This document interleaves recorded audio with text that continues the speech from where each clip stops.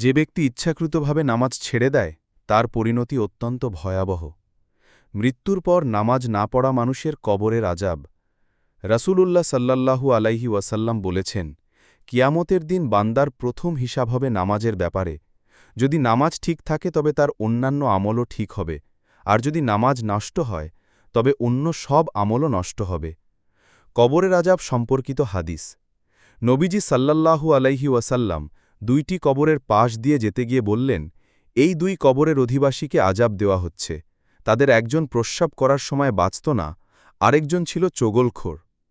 আলেমরা বলেন, যেমন ছোট ছোট গুনাহের জন্য কবরের আযাব হতে পারে, তেমনি নামাজ ছেড়ে দেওয়ার মতো বড় গুনাহের শাস্তি আরও ভয়াবহ হবে।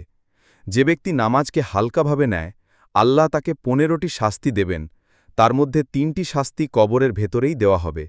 কবর তাকে চেপে ধরবে, তার কবর অন্ধকারে ভরে যাবে, কবরের ভেতর এক ভয়ঙ্কর সাপ তাকে কামড়াতে থাকবে।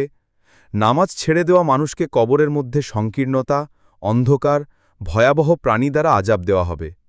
কিয়ামতের দিন আল্লাহর দরবারে প্রথম প্রশ্ন হবে নামাজ নিয়ে, তাই নামাজ না পড়া মানুষের জন্য এটাই হবে সবচেয়ে বড় ধ্বংসের কারণ।